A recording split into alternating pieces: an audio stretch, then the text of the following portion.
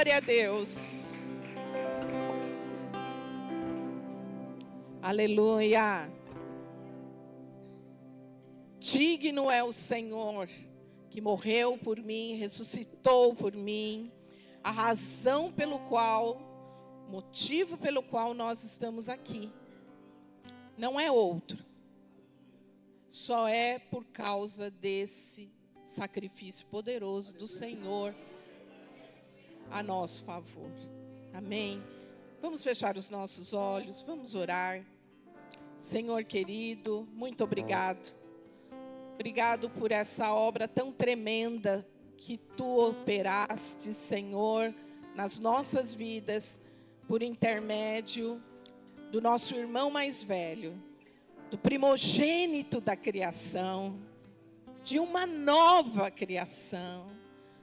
Obrigado por Jesus, nosso Salvador, amado Redentor.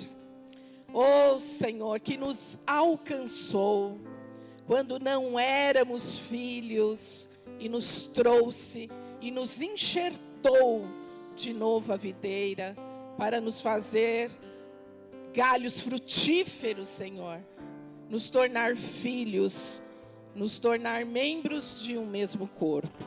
Muito obrigado por essa obra tão poderosa de regeneração e salvação. Em nome de Jesus. Amém, Senhor. Amém. Vamos louvar o nosso Deus. Aleluia, Senhor. A Ti toda a honra, toda a glória, todo louvor, toda adoração. Amém. Olhe para o seu vizinho e diga assim para ele: boa noite. Você está preparado essa noite? Para a palavra que o Senhor tem para nós? Oh, glória a Deus, que delícia! Vamos nos assentar nessa hora.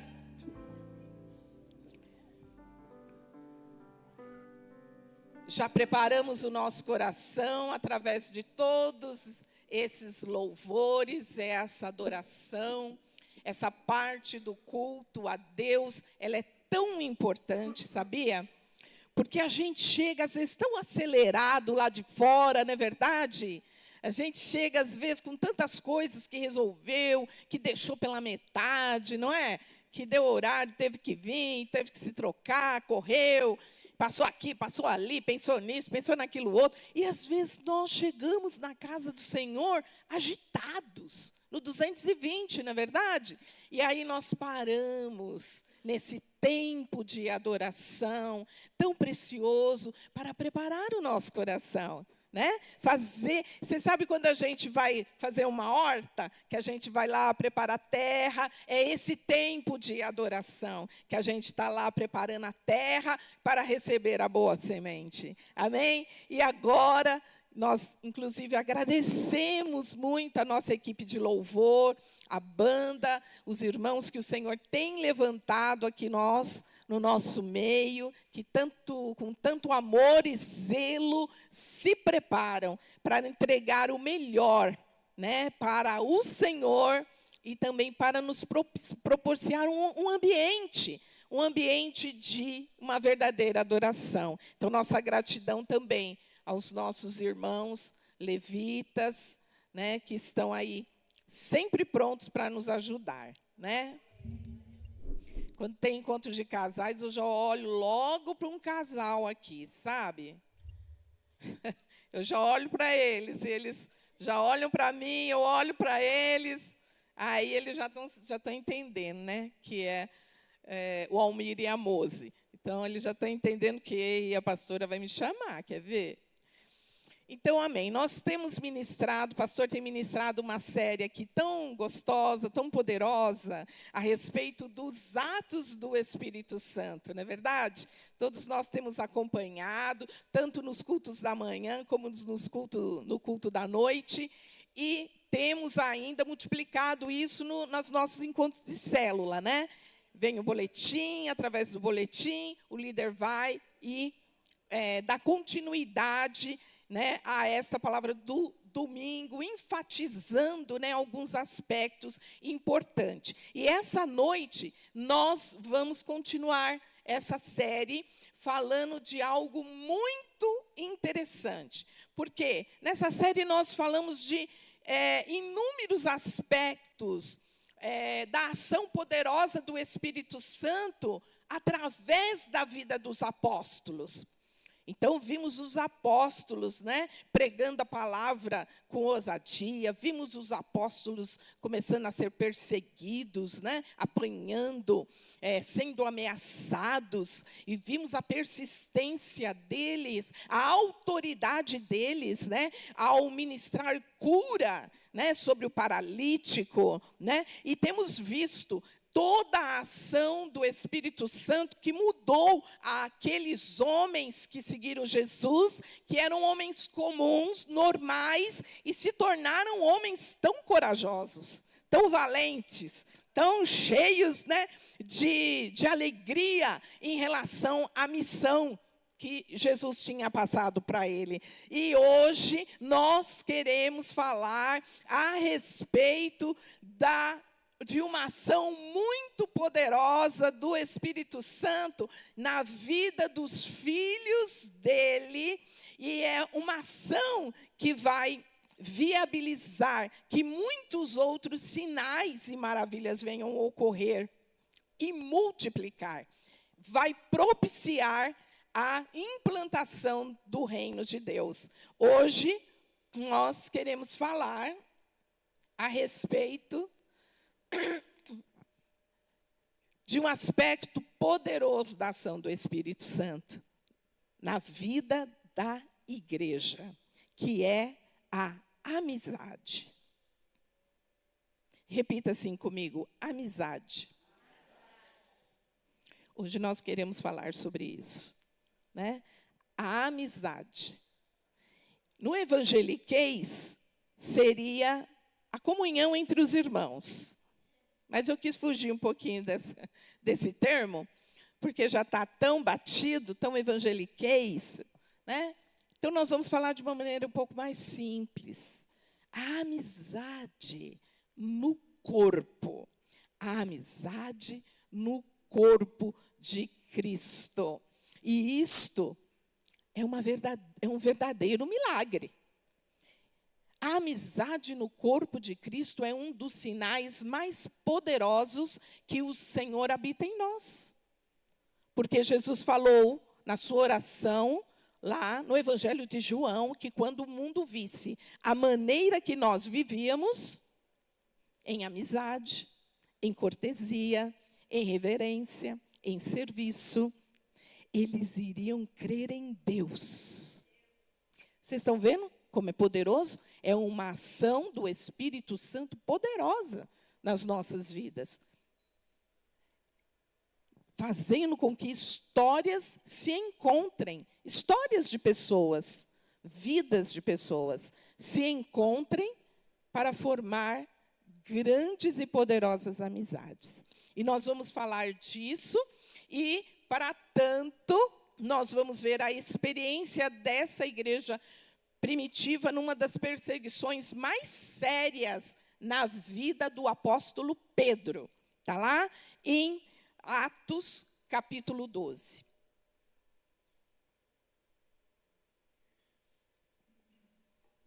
Atos, capítulo 12, versículo 1. Você pode abrir a sua Bíblia para acompanhar. Amém? Eu vou ler aqui. Não vou ler lá, vou ler por aqui. E você acompanha aí na sua Bíblia também. Todos abriram? Todos estão com a Bíblia? Deixa eu ver a sua Bíblia. Valorize a sua Bíblia. Valorize a sua Bíblia. Amém? Vamos lá. E por aquele mesmo tempo, o rei Herodes estendeu as mãos sobre alguns da igreja para maltratar. Na outra tradução, também está com a intenção de maltratá-los. E ele foi além de maltratar.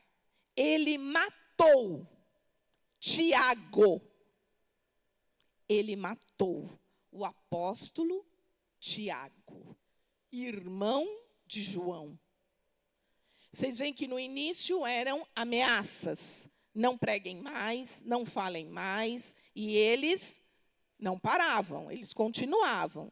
Depois nós tivemos, pela manhã o pastor falou a respeito de Estevão, que foi apedrejado. Então, o que nós vemos? Que a igreja não nasceu num panorama agradável, fácil. Ela já nasceu num panorama de perseguição. Só que essa perseguição ela foi se intensificando, né?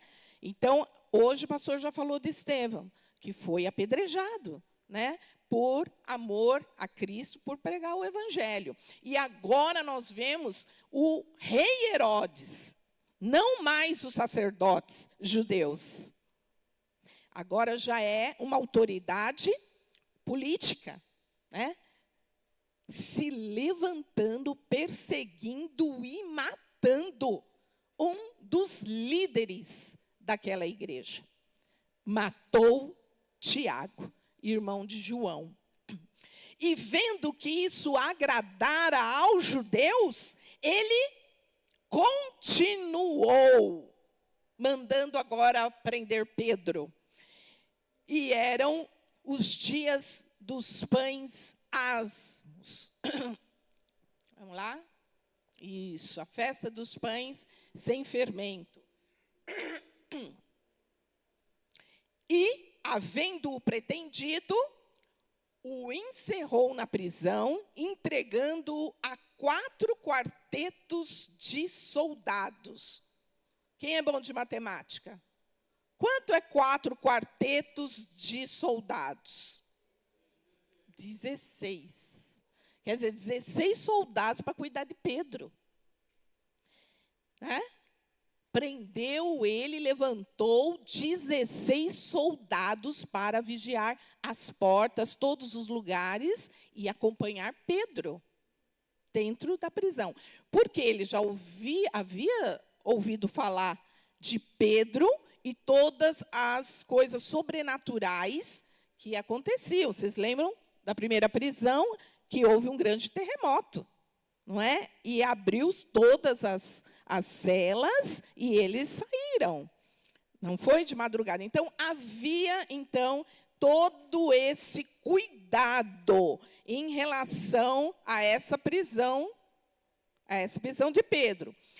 E esses soldados tinham a função de o guardar, querendo apresentá-lo ao povo só depois da Páscoa. Então, vamos fazer tudo que é certo, religioso, né? Tudo bonitinho, tal. Depois, vamos apresentar ao povo e vamos fazer um julgamento público. E aí, vamos condená-lo à morte. Esse era o plano. Pedro, pois, era guardado na prisão. Então, nessa tradução, está Pedro, então, ficou detido na prisão. Mas temos uma vírgula aí, né? Ponto e vírgula. Mas a igreja fazia contínua oração por ele a Deus. Então, Pedro estava preso, já com a sentença indiretamente dada, né? Mas algo acontecia aqui fora. Um movimento acontecia aqui fora. A igreja fazia orações contínuas a Deus por ele. Quando Herodes estava, então, para fazer comparecer nesta mesma noite estava Pedro dormindo entre 2 soldados, ligado com 2 cadeias, e os guardas diante da porta guardavam a prisão. Então, era uma detenção aí de segurança máxima, né? Vamos dizer assim. Mas nós vemos algo tão interessante. Pedro estava dormindo. Pedro não estava agitado. No outro dia, o rei ia chamá-lo para esse julgamento público. Mas o coração de Pedro estava confiante, estava descansando em Deus. E ele conseguiu dormir. E aqui nós vamos dar nossa primeira paradinha, né? Quem aqui se acha ansioso? Assim, só um pouquinho. A ansiedade média, vai, do ser humano. É difícil, não é? Quando nós temos algo marcado, a gente deitar à noite, conseguir relaxar e dormir. Não é? Você tem um exame, você tem uma prova, você tem um concurso, né? Você tem alguma coisa importante, né? Uma entrevista de emprego, né? Aí fala assim, não, meu filho, deita, descansa, né? Dorme, né? Você tem uma cirurgia, né? Aí você fica, oh meu Deus, né? Naquele desconforto. Mas aqui nós vemos algo muito interessante. Pedro dormia. Pedro descansava. Por que Pedro descansava? Porque Pedro estava andando em cima de uma promessa que Jesus havia feito para ele. Uma promessa que ele ia morrer velho. A promessa foi como seria a sua morte. Que ele ia envelhecer e ele ia ser carregado por outros. Então Pedro pensou com ele, quer saber? Eu ainda estou jovem assim, né? Eu não estou nessa fase de ser carregado por outro. Portanto, não vai ser agora. Tem muito ainda para se fazer nesse meu chamado, nesse ministério que Deus colocou nas minhas mãos. Então, eu descanso em Deus. Não vai ser agora. E ele dormiu. Ele dormiu, irmãos. Ele descansou. Oh, isso é algo sobrenatural de Deus na vida dos seus filhos. E a palavra fala a respeito disso, que nós podemos descansar enquanto o Senhor trabalha por nós. A nossa confiança tem que estar nele. Porque não vai adiantar a gente ficar agitado, virando para lá e para cá. Não vamos conseguir resolver, mas se nós entregarmos diante do Senhor as nossas aflições e aquelas coisas difíceis que nós temos muitas vezes que resolver, Ele vai gerar através do Espírito Santo uma segurança em nós, que Ele está cuidando de todas as coisas. Mas eu creio também que aqui teve o efeito da oração dos irmãos que estavam lá fora, viu? Orando por ele. Estavam lá fora, intercedendo por ele. Mas vocês sabem que algo aconteceu de sobrenatural. Eis que veio um anjo do Senhor, resplandeceu uma luz na prisão. E, tocando Pedro do lado, o despertou. Ele estava dormindo pesado, né? Você sabe de manhã, quando você tem que ir lá no quarto do filho e dizer, acorda, está na hora, vamos, vai perder a hora. Pois foi mais ou menos assim. O anjo chegou em Pedro e deu uma sacudidinha nele e falou assim, vai, desperta, Pedro, depressa, levanta, bota a tua roupa, pega a sua capa, põe o seu calçado. E ele, como? Estou preso, algemado. As algemas caíram. Irmãos, sabe, aquela oração que estavam fazendo começou a ter resultado. A coisa começou a acontecer aqui, na cela. Os irmãos lá não estavam vendo, não. Mas o Espírito Santo estava agindo, o Senhor estava agindo. O poder de Deus estava se manifestando na vida de Pedro. E quantas vezes e quantos de nós já passou por experiências dessa? Nós mesmos passamos por experiências dessas. Muitas amigas minhas, pastoras, contam testemunhos assim, que Deus colocou para orar, para interceder por uns dos filhos, e esse filho estava sendo sequestrado por bandidos. E lá o bandido liberou ele e não fez nada contra ele. Então são milagres de Deus. E tantos outros nós ouvimos a respeito disso, que Deus levanta pessoas para orar por nós em momentos críticos. E foi isso que estava acontecendo com o apóstolo Pedro. E aí despertou, dizendo: levanta, depressa, vamos embora, vamos lá. As algemas já caíram logo das suas mãos. E aí o anjo já falou para ele: cinge-te, quer dizer, vista-se, né? Coloque as tuas sandálias, né? E ele foi obedecendo. Ele foi fazendo assim, sem entender muito, sem saber se isso era sonho, se era verdade. Ele estava sonolento, mas ele foi fazendo. E disse assim: lança às costas a tua capa e segue-me. Falou assim: não vamos deixar nada para ele. Leva a sua capa também. Leva tudo que é seu. Não pertence a esse ambiente de prisão. Mesmo quando nós entramos num ambiente difícil na nossa vida, circunstanciais, né, difíceis e complicados, o Senhor, quando nos libera desses cativeiros, Ele quer que nós levemos as nossas coisas. Levemos a nossa casa, levemos a nossa família, levemos os nossos filhos conosco. A promessa é para todos nós. A vitória é para todos nós. Nós não fomos feitos para ficarmos em cativeiros.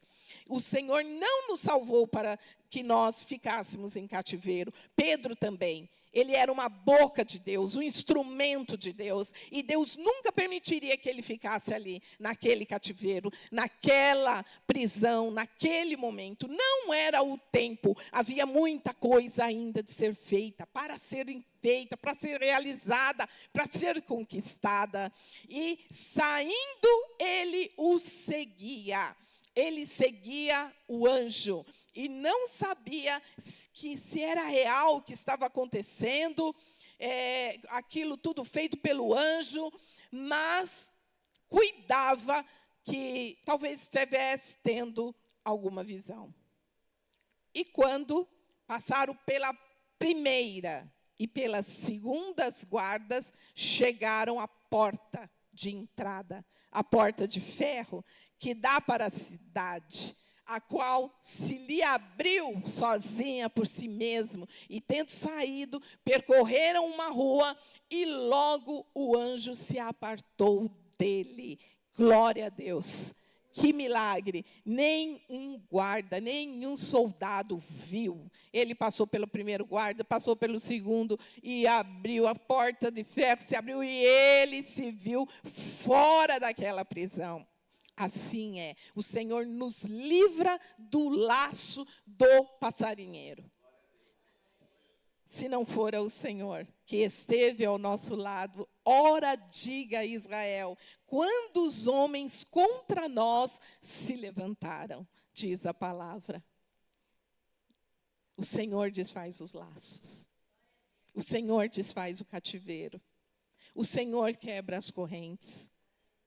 O Senhor faz isso para afirmar os propósitos que Ele tem na minha vida e na sua vida. Ele não nos quer presos e amarrados, como não queria Pedro. Pedro se vê livre. E agora? Para onde Pedro vai? Quando você sai de um cativeiro, sai de algo que estava te torturando, sai de algo que estava te oprimindo, às vezes por anos, não é, Lu? Com dores, dia e noite. E aí você sai, você fica como os que sonham. Você fica assim, puxa vida, que alívio. E agora? Para onde vou? Para que lado vou? Para onde será que o apóstolo Pedro foi? E Pedro, tornando-se a si, disse: agora sei verdadeiramente que o Senhor enviou o seu anjo, me livrou das mãos de Herodes, de tudo o que o povo judeu esperava. E considerando ele nisso, ele foi para um lugar certeiro. Ele foi para a casa de Maria. Maria era mãe de João Marcos. E era ali que os irmãos estavam reunidos para orar. Ali estava a casa da amizade. Aqueles irmãos, eles eram uma rede de proteção para o apóstolo. Não só para ele, mas para os demais líderes. Aquela casa de Maria era o lugar onde os irmãos estavam a madrugada inteira reunidos, intercedendo por ele. E quando ele se vê livre, a primeira coisa que ele pensa, e o primeiro lugar que ele quer ir, é para a casa da Maria.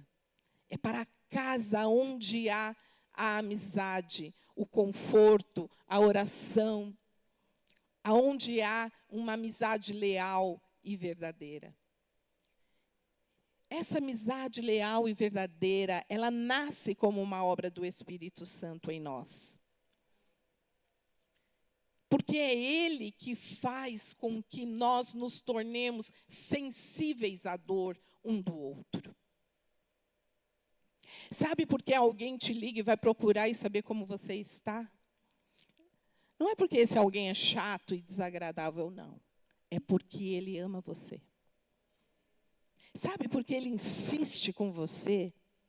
Senta com você, chama você, quer falar com você, sentar ao seu lado. É porque ele tem o mesmo sentimento que houve em Cristo Jesus. É um sentimento de amor e não de indiferença. Hoje o mundo está cheio desse sentimento de indiferença. Você no seu quadrado e eu no meu. E nós todos vamos aqui vir para a igreja. Fazemos um belo culto, uma cabeça atrás da outra. Nos cumprimentamos formalmente, acabou o culto, vamos embora. E até a próxima semana. Mas não é assim com o povo de Deus regenerado. Nós nos encontramos, nós queremos saber do outro, nós nos interessamos pelo outro, nós nos comunicamos. Nós nos interessamos pelo outro. Aquela igreja poderia correr, embora, se esconder, falar assim, vai sobrar para nós. O rei está violento, está furioso, já começou a matança. Nossa, vai chegar em nós. Já está matando os líderes. Está querendo matar Pedro, um dos principais líderes. Não vai chegar em nós? Olha, facinho vai chegar aqui na casa da Maria. Já sabem até o endereço aonde os cristãos se encontram. Mas, irmãos, eles não desistiram. Eles não se dispersaram. Eles não se separaram. Eles permaneceram. Orando, a causa não era mais eles, mas a causa era a vida do seu líder, apóstolo Pedro. E ali eles passaram orando, buscando a Deus, pedindo e clamando pela vida dele. Você tem alguém que ora por você? Levanta a mão se você se conhece. Uma pessoa que você sabe, eu oro por você. Levanta a mão que eu quero ver se você tem essa consciência. Opa! Todo mundo aqui. Seja grato a Deus. Seja grato a Deus. Porque isso é uma rede de proteção sobre a sua vida.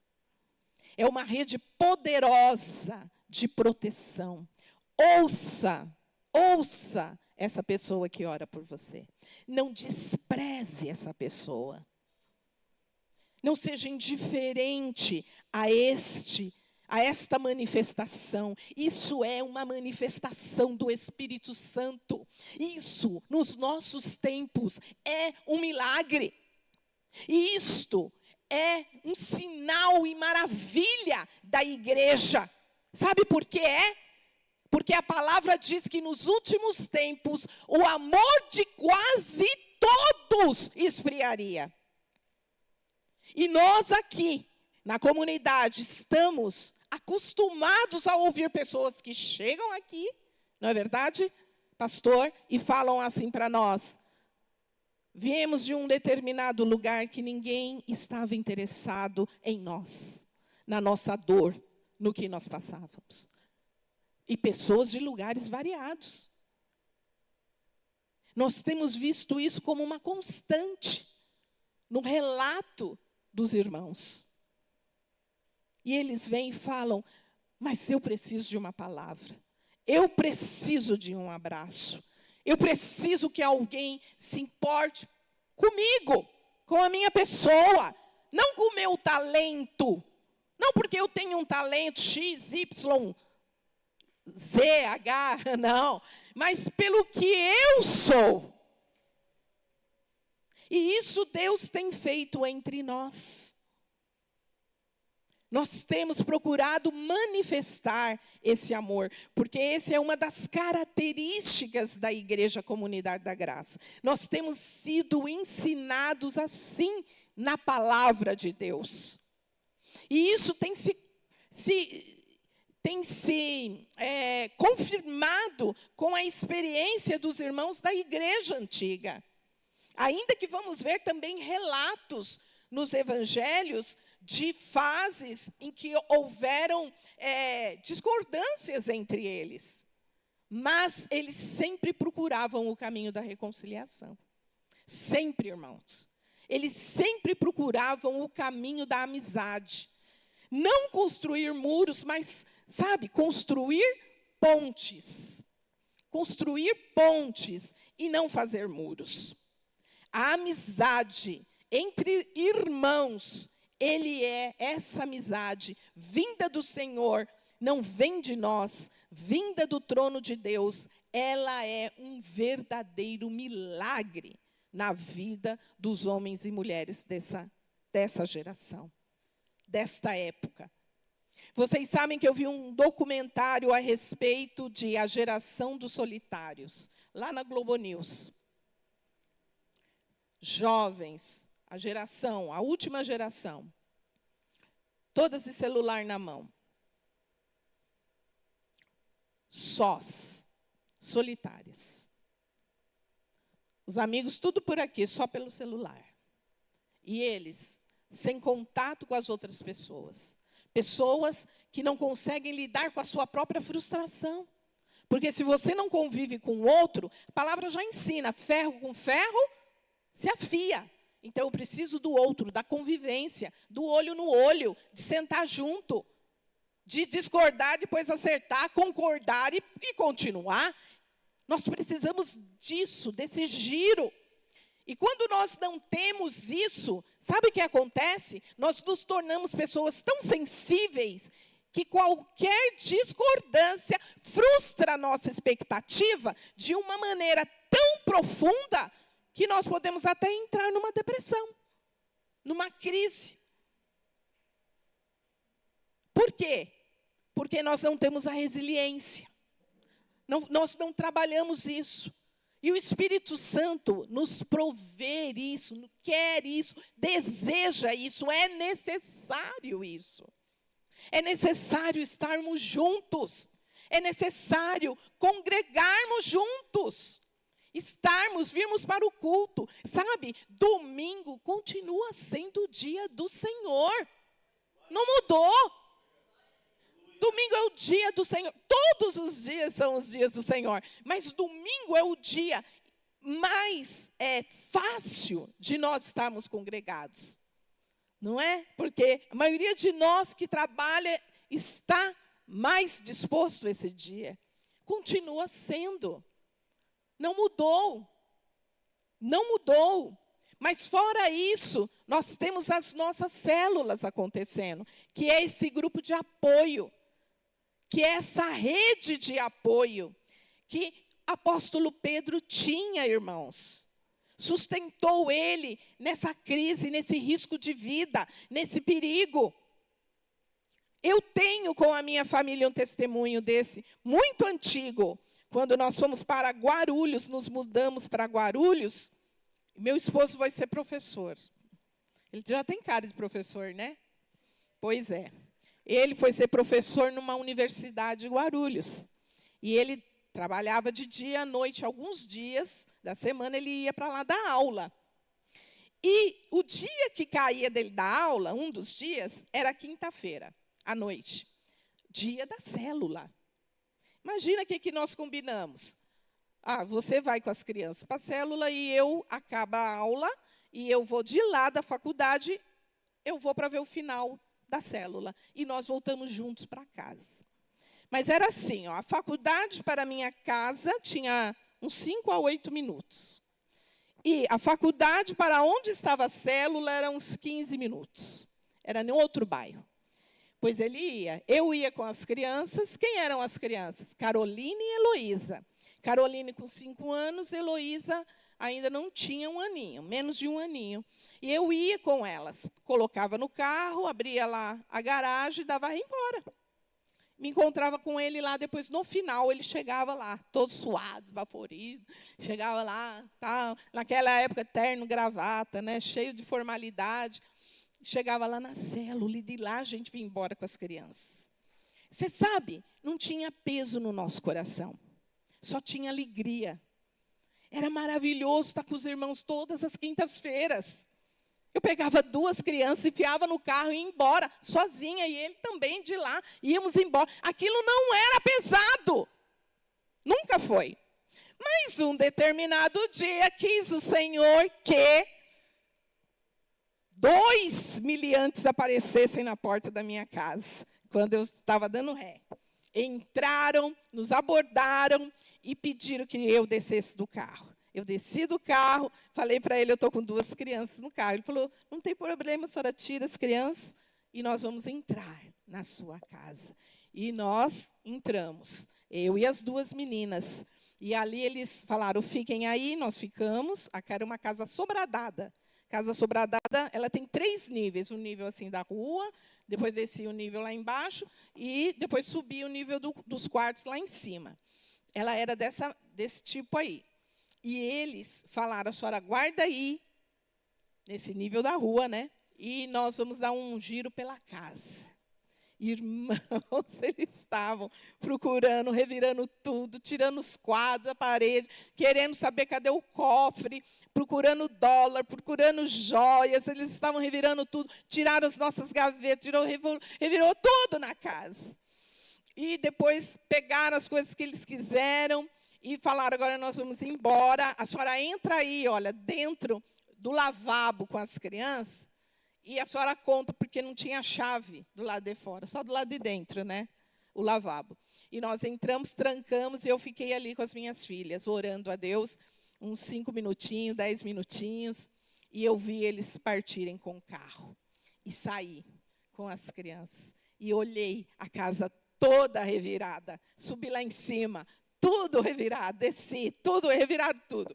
Reviraram a casa inteira, eu fui. Irmão, sabe que época era essa? Imagina, não tinha celular. Não tinha celular, tudo telefone, tudo no fiozinho ali.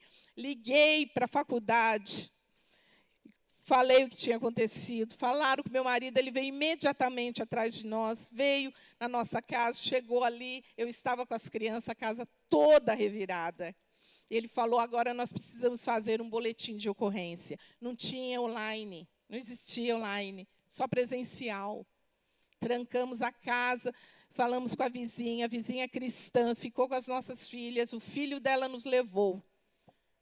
Sabe para onde ele nos levou? Para onde nós pedimos que ele nos levasse? Para a casa de Maria, para a nossa célula. Nós fomos para a nossa célula, porque nós precisávamos dos irmãos orando por nós, nos fortalecendo naquele momento. Nós podíamos ter ido direto para a delegacia, não é verdade? Mas nós não fizemos isso.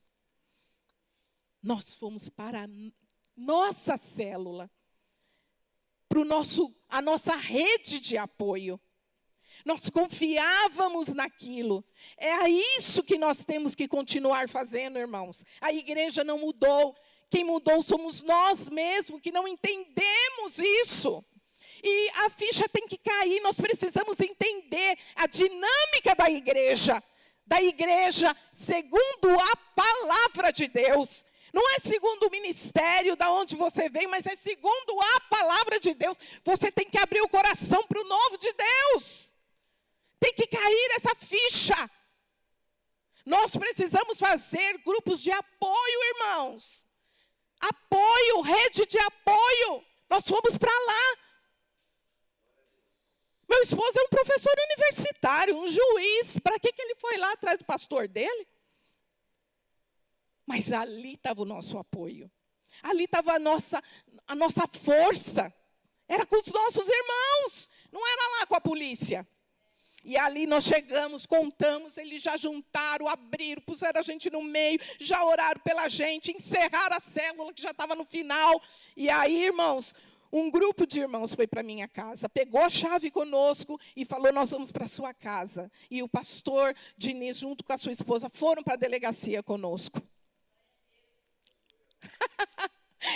Gente, como é bom você viver assim. Essa é a dinâmica da verdadeira igreja. E ali, ele demorou um pouco, fizemos um boletim de ocorrência, todas aquelas burocracias, voltamos para casa com o pastor Diniz. E ali fomos ver as coisas, oramos pela casa, repreendemos ali toda aquela influência maligna sobre as nossas coisas.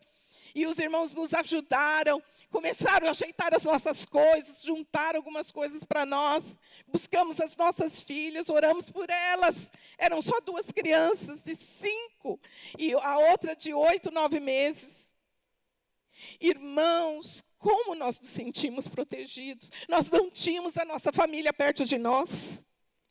Não tínhamos, nós éramos como várias e várias famílias que estão aqui. Que as famílias não estão perto, não estão junto. A nossa família era a igreja. Era a igreja. E essa família se levantou bravamente. E aí, sabe que Deus abençoou de uma maneira sobrenatural? No outro dia, achamos o nosso carro, não é, meu bem? Fomos buscar o carro e a senhora lá na frente da casa, que eles abandonaram o carro, falou assim, querida, o seu carro passou a noite toda aqui protegido. Porque nós temos aqui 2 cachorros policial. E aqui, meu filho colocou aqui, mas ninguém mais pega quando coloca aqui. Nós pensamos até que era algum casal, né, que deixaram o carro aqui, foram, né, trair, alguma coisa de casamento e tal. Mas não, amanheceu o dia, o carro continuou aqui, chamamos a polícia. E aí eles localizaram que era de vocês. E nós levamos o nosso carro para casa. Intacto. Algumas horas só ficamos sem ele. Mas o tempo passou, os dias passaram, chegou o dia da outra célula. E aí, o que veio no meu coração? Ai, Senhor, acho que eu não vou ter coragem de ir, não. Mas eu quero ir na minha célula, meu pai. Prover de alguma maneira. Aí os irmãos ligaram para mim e disseram, nós vamos passar aí e vamos pegar você. Tudo bem? Eu falei, glória a Deus. Tudo bem, vamos sim, eu quero ir na minha célula. Passaram lá, irmãos, me pegaram, eu e minhas filhas, fomos para a célula, não faltamos um dia na nossa célula. Isso não nos amedrontou, não me amedrontou. E a primeira célula de Guarulhos, só tinha essa, exato. Não tinha templo, não tinha ainda alugado um prédio, nada, era uma célula. E aí, na outra semana, os irmãos não iam poder passar toda semana. Na outra semana, eu falei, quer saber, Senhor, puxa vida, né? Estou com tudo aí, meu carro, tudo normal. Eu vou embora para a minha célula. O que eu vou fazer? O Espírito Santo me deu uma estratégia. Eu vou chamar a minha vizinha, né? Que eu estou querendo evangelizar já ela, a Maria José. Fui lá, falei, Maria José, você não quer ir na célula comigo? Aí faz assim, você sai, sua mãe sai, todo mundo sai, eu saio. E aí a gente, né? Sai tudo na rua e entra no carro e vamos embora para a célula. Vamos, pode falar qual é o horário. Vamos fazer sim. E assim fizemos, irmãs. E fomos fazendo uma semana, outra semana, outra semana, outra semana e outra semana. E sabe o que aconteceu? A Maria José se converteu, se batizou. Sabe o que aconteceu? Nós pudemos pregar o evangelho para ela e toda a casa dela. É assim que Deus age. Mas por que, meus queridos, eu tive uma rede de proteção? Como Pedro teve uma rede de proteção. Quando ele saiu da casa, vamos continuar a leitura. Parei, né, a leitura. Mas aí, quando ele saiu para fora, ele vai para a casa de Maria. Nós estamos no 12. Mãe de João, que tinha por sobrenome Marcos. onde muitos estavam reunidos e oravam. E aí ele bateu lá na porta, lá no pátio, e ele chamou, porque essa Maria, ela tinha posses, era uma casa boa. Ela tinha uma serva. A serva dela era uma adolescente, era uma garota, uma menina. E aí ela chamava Rode. Ninguém escutou. Pedro lá fora. Gente, cheguei, alguém abre aqui para mim. Ei, ei. E o povo orando lá. Ninguém escutava ele. E ele, meu Deus, ninguém me escuta. Gente, estou aqui fora, abre aqui para mim. Mas a Rode ouviu. Correu lá, ela ficou tão alegre. Ela reconheceu que era a voz do apóstolo Paulo, do Pedro, porque eles tinham um relacionamento. Eles tinham um relacionamento. E aí ela correu e falou, gente, o apóstolo Pedro está aí na porta. Ele está batendo, gente. Deus está ouvindo a nossa oração, ele está aí. Aí o pessoal orou e falou assim, gente, não, você está louca? Não é ele não, você deve estar ouvindo coisa. Ele não está aí não, eu reconheci a voz dele. É ele sim, está lá no portão chamando. Ah, não é possível, foram verificar. Quando foram ver, olha só, não é que Pedro estava lá mesmo? Pedro estava lá, entrou, contou a história de tudo que aconteceu, e aqui nós vamos aprender alguma outra coisa. Tão interessante que o Espírito Santo me deu a respeito disso. Nós precisamos considerar a fala de todos. Não importa a idade. Não importa se tem 10 anos, 11 anos, 80, 90, 70. Nós precisamos considerar. Nós precisamos ouvi-los. Nós precisamos trazer em alta relevância a ideia dos adolescentes.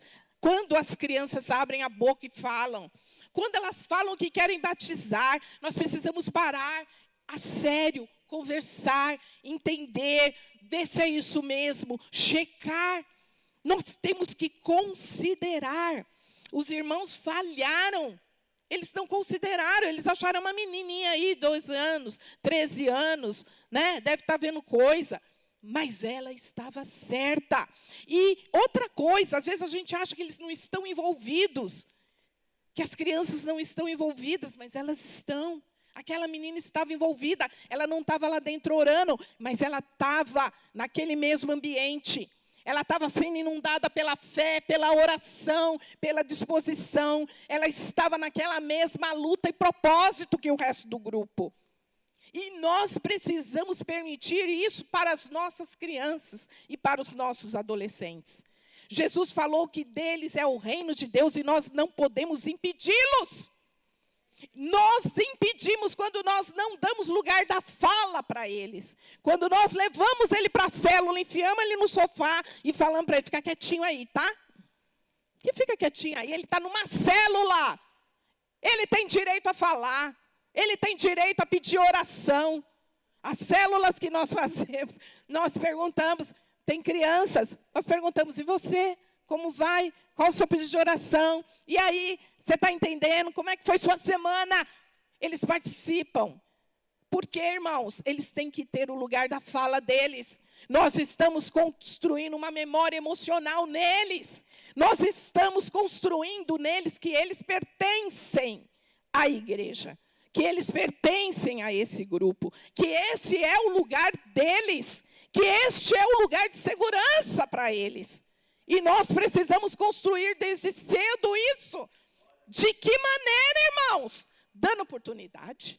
Deixando eles se expressarem. Mas o que muitos fazem? Toca o celular na mãozinha deles, eles ficam lá. Oh, não, tira o celular, vamos participar junto na célula. Vamos falar, vamos cantar, vamos dar risada, vamos orar junto. E nós temos tido experiências tremendas agora nessa última célula. De crianças que oram mais forte, mais alto do que os adultos. Não é? E é tremendo ver eles dessa maneira ativos. Vocês sabem como eles saem da célula felizes da vida. Eles não saem cansados, ai que saco, vim aqui. Não. Eles saem satisfeitos, eles se sentem incluídos. E quando há a oportunidade de sentarmos à mesa, eles também participam ativamente. Nós perguntamos, nós queremos saber, o pastor conversa, eu converso, o outro conversa, com eles. Porque é assim que nós temos que tratar e ensinar. Isso é ensinar o nosso filho no caminho, é trazê-los conosco. E é dar oportunidade à voz deles. Aqui a igreja falou nesse particular, porque não deram atenção àquela jovem. E ela estava certa. Realmente o apóstolo Pedro estava lá. E isso é uma falha que nós, por vezes, carregamos conosco. Mas a graça de Deus é assim. É uma mesa muito bonita, onde o Senhor está nos ajudando e ensinando como nós vamos lidar com todas aquelas coisas bonitas da mesa. Não é? É isso. Nós estamos reaprendendo tantas coisas. Quanto mais o nosso coração estiver aberto para aprender, mais nós vamos crescer espiritualmente. Amém? Que essa palavra venha cair no seu coração como uma boa semente e que ela venha germinar, venha multiplicar, venha crescer, venha reproduzir. E que nós, pastores, vejamos a nossa igreja assim, se importando com alguém. Hoje pela manhã eu falei, olhe para o lado, veja de quem você está sentindo falta. Às vezes ele está caindo numa prisão. Às vezes ele está com uma desculpa hoje, outra amanhã, outra depois, e sabe, ele cai numa coisa que se chama esfriamento espiritual. Ele dá brecha. Um dia é o que o carro quebrou, outro dia é porque deu uma dor na barriga, outro dia é porque choveu, outro dia é porque ventou. E aí quando vê, ele se afasta. Isso é um perigo. Isso é perigoso. Não deixe isso acontecer com você na sua casa, com seus filhos, com a sua família, com o seu marido, com a sua esposa. Não permita. Reaja. E diga não, em nome de Jesus, principalmente os homens, maridos, cabeça. Diga não, em nome de Jesus, vamos embora para a igreja. Vamos para a casa do Senhor. E as mulheres também, levantem os filhos, levantem. Porque, irmãos, cai numa área que se chama frieza espiritual. E daqui a pouco a pessoa vai achando que não preciso não. Não, tá bom. Quando der eu vou. E vira religioso. E o Senhor Jesus não fez tudo o que fez para nos tornar religiosos. Mas Ele quer que nós sejamos ativos como essa igreja aqui. Era ativa, corajosa, estava na brecha orando. Então nós precisamos orar uns pelos outros. Quando você vê, meu irmão está faltando, não estou vendo tal família, o que aconteceu com fulano? Ore por eles.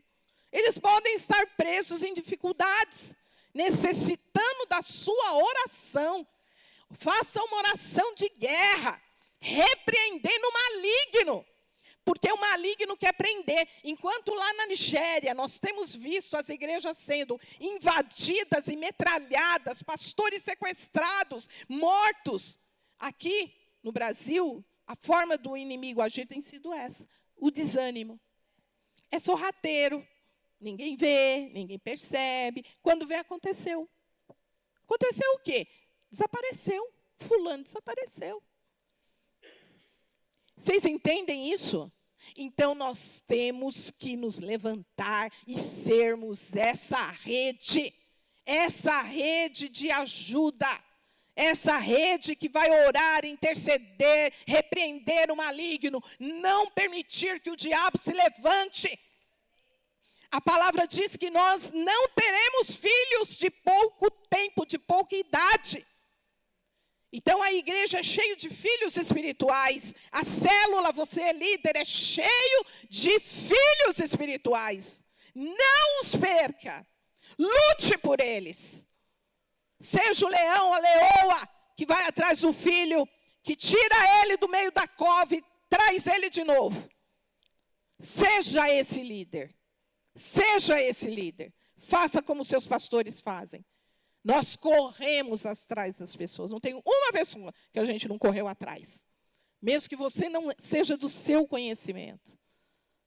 Mas ouve. Ouve um sentar junto, ouve um almoçar, ouve um telefonema, ouve um chamar, vamos entender, ouve com todos. Mas ouve a cilada do diabo para muitos, e muitos caem. Então, nós precisamos levantar, orar, repreender, não aceitar, nem na nossa casa, nem na nossa vida e nem na vida da nossa igreja. Amém? Vamos fazer isso agora, vamos levantar e vamos orar. Graças a Deus.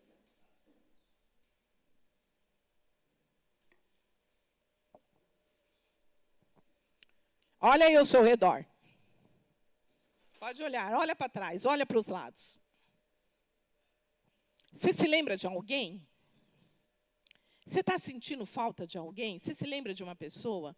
Um nome, 2 nomes, alguém que você vê. Opa, senti falta, hein? Vamos orar por eles? Vamos repreender as cadeias que estão prendendo essa pessoa?